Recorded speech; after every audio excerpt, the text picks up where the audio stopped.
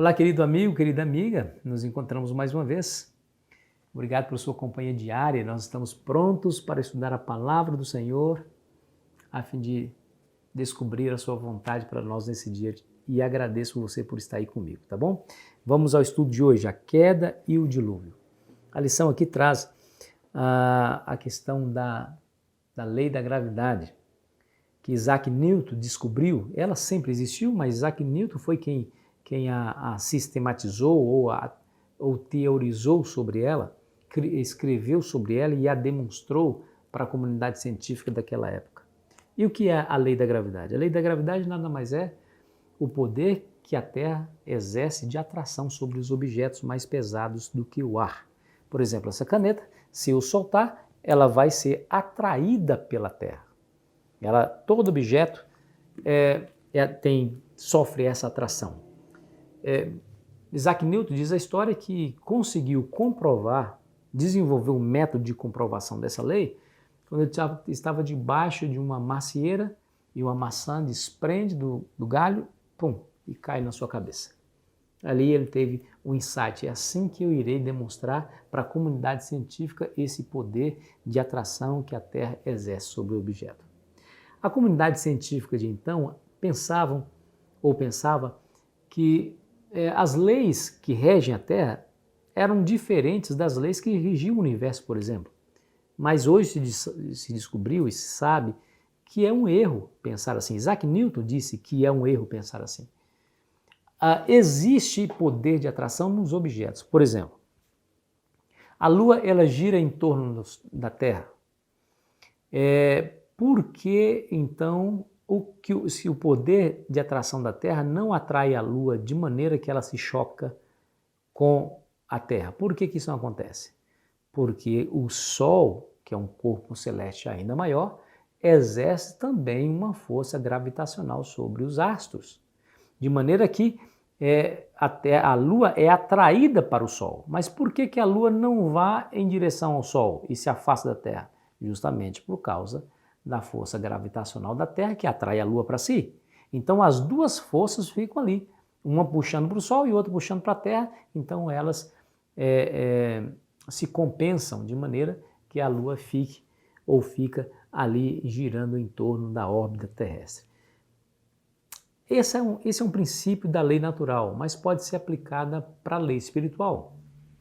Por exemplo, Deus criou os anjos perfeitos e os criou livres para fazerem as suas escolhas baseadas numa questão racional.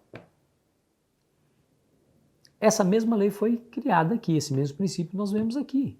Quando Deus criou Adão e Eva perfeitos no lugar perfeito e os deu a liberdade de escolha, quando criou aquela árvore do conhecimento do bem e do mal, ele lhes disse, não comam. Essa é a ordem.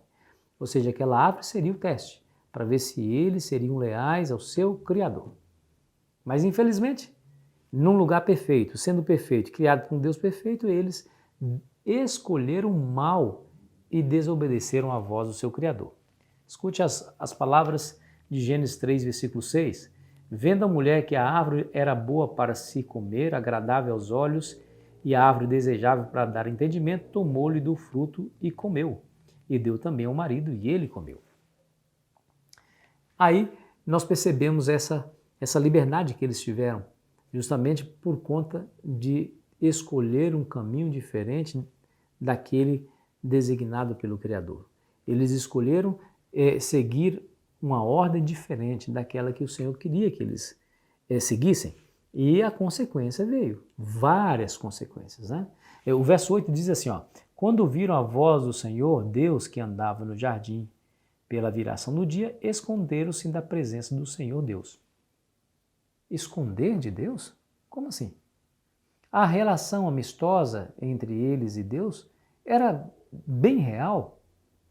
Deus os amava, eles amavam o seu Criador, mas agora eles se escondem, eles se afastam, eles não desejam estar na presença do seu Criador, não querem mais amizade. O que aconteceu? O verso 9 diz, e chamou o Senhor Deus ao homem e lhe perguntou, onde estás? E ele respondeu, ouvi a tua voz no jardim E porque estava nu, tive medo e me escondi. Medo? Por que medo? Que ameaça? Você percebeu aqui as consequências inevitáveis de escolher desobedecer, escolher um caminho diferente daquele que o nosso Criador nos designa?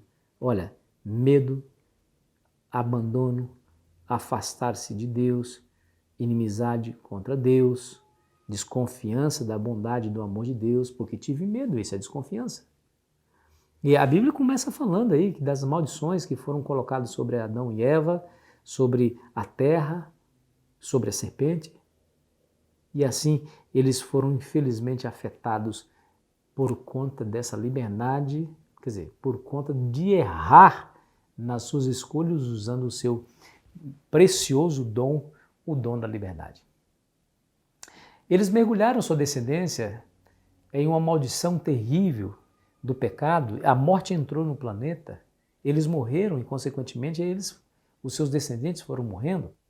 E a situação foi tão grave, que em Gênesis 6, verso 5, fala que todo o desígnio do coração deles eram continuamente maus, a ponto do Senhor ter se arrependido de ter criado o homem sobre a face da terra e mandou um dilúvio para exterminar todo o ser vivo. Foi um recomeço, foi uma nova oportunidade para que a humanidade pudesse recomeçar a sua história. Mas não demorou muito. A história da Torre de Babel nos ensina que o desejo do coração do homem em desafiar o seu Criador ainda estava lá latente. Escute as palavras de Ellen White, que diz assim, quando a torre estava parcialmente pronta, parte dela foi ocupada como habitação de seus construtores e outros compartimentos esplendidamente aparelhados e ornamentados eram dedicados aos seus ídolos.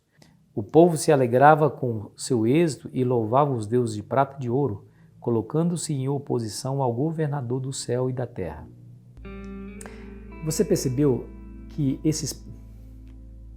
essas palavras nos ensinam que os pensamentos se concretizam em ações. Ações repetidas formam o caráter do indivíduo. Portanto, ações pecaminosas deformam o caráter e você permanece longe de Deus, ou o indivíduo permanece longe de Deus com um caráter depravado e faz o afastar mais e mais do seu Criador. Aí, os atos, os pecados se avolumam e se multiplicam. Nós precisamos desenvolver hábitos para que o nosso pensamento seja um pensamento puro. Esse é o grande segredo. Pastor, mas como eu faço isso? Lendo a palavra de Deus. A palavra de Deus, quando entra no nosso coração, quando fala coração, está falando da mente, quando entra na mente, ela tem o poder de purificar a nossa mente. João 15, versículo 3, o Senhor Jesus diz, e vós já estáis limpos pela palavra que vos tenho falado. Lá em Salmos 119, nós lemos, escondi a tua palavra no meu coração para não pecar contra ti. Então, leia a palavra. Outra coisa que ajuda nessa questão de produzir pensamentos puros, positivos, é você manter uma atitude de louvor ao Senhor. Cante músicas que louvam o Senhor, ouça músicas que louvam o Senhor, hinos de louvor. Quando você canta, quando você ouve, isso te cria em você uma atmosfera espiritual, celestial e te ajuda a produzir pensamentos puros. Quando você estiver com seus amigos, fale de Deus para eles. Reflita sobre as bênçãos, sobre a bondade, sobre a misericórdia de Deus para com seus amigos. Tudo isso lhe ajudará a produzir um caráter semelhante ao caráter de Deus. Eis aqui o segredo, meu amigo, minha amiga. Nós precisamos cuidar dos nossos pensamentos. A minha oração a você nesse dia é que você encontre essa bênção e que você ande pertinho do seu Criador e não fuja da sua presença como fizeram Adão e Eva, mas que você esteja bem pertinho dele, desfrutando da bênção da amizade íntima com o seu Criador. Quero orar por você nesse exato momento. Feche seus olhos.